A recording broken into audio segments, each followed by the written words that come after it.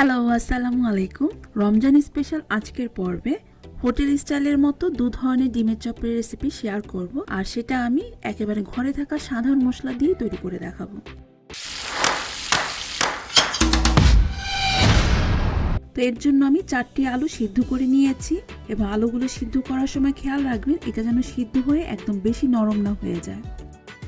তো মোটামুটিভাবে এটা সিদ্ধ হয়ে আসলেই তারপর হচ্ছে কি এটাকে ভালোভাবে ম্যাশ করে নিয়েছি। এরপরে আলুটাকে আমি এক সাইড করে নিলাম।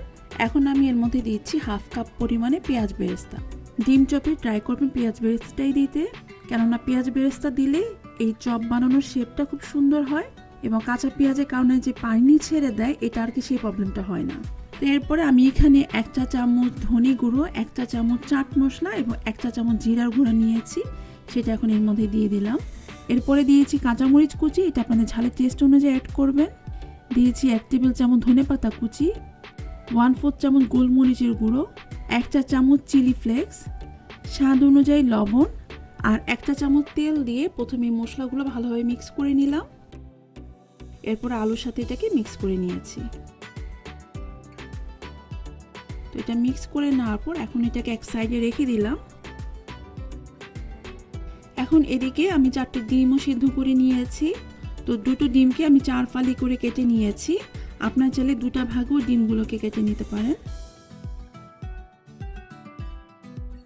এখন অন্য একটি পাত্রের মধ্যে আমি সামান্য কিছুটা পেঁয়াজ কুচি নিয়েছি, এরপরে নিয়েছি কাঁচামরিচ কুচি, 1 চা চামচ ধনেপাতা কুচি, স্বাদ অনুযায়ী লবণ, আর সামান্য একটু গোলমরিচের গুঁড়ো দিয়ে এটাকে ভালোভাবে মিক্স করে নিয়েছি। এখন এর মধ্যে যে বাকি 2টা ডিম সিদ্ধ করে রেখেছিলাম সেটাও এর মধ্যে দিয়ে এটাকে আলতো করে মাখিয়ে নিচ্ছি। এই যে এরকম ঝরঝরে টাইপের মাখানো হবে। অন্যদিকে আমি এখানে একটি ডিম ফেটে নিয়েছি, আর ডিমের চপটাকে আরও টেস্টি হওয়ার জন্য আমি এর মধ্যে ব্রেড ক্রাম্বস দিয়ে এটাকে কোট করে নিচ্ছি। আপনারা চাইলে টোস্ট বিস্কিটের গুঁড়া দিয়েও এটাকে কোট করে নিতে পারবেন। তো এখানে এখন এই ডিমের চপ তৈরির জন্য সব কিছু আমার রেডি। তো এখন হাতে কিছুটা তেল লাগিয়ে আমি কিছুটা আলুর পুর এভাবে করে নিয়ে হাতের তালুর মধ্যে এভাবে করে চ্যাপটা করে নিয়েছি প্রথমে। এরপরে এর মাঝখানে হচ্ছে গিয়ে একটি ডিমের স্লাইস দিয়ে দিলাম। এখন চারপাশে যে এক্সট্রা আলুর পুরটা আছে সেটা দিয়ে পুরো ডিমটাকে কভার করে নিচ্ছি।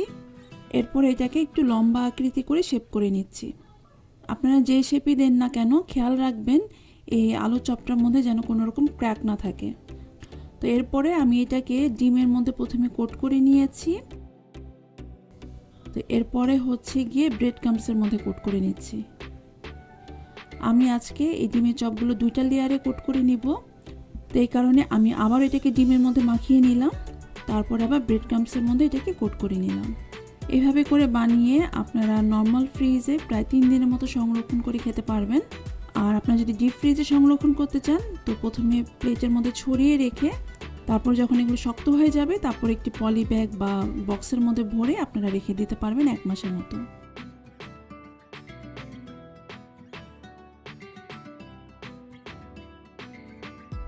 এখন হচ্ছে গিয়ে আমি ডিম দিয়ে যে ভর্তার মতো করে রেখেছি তো সেটা দিয়ে হচ্ছে কি চপ বানানো দেখাচ্ছি। এর জন্য সেমভাবে আলুর কিছুটা পুর নিয়ে হাতের তালুর মধ্যে একটু চ্যাপটা করে নিয়েছি।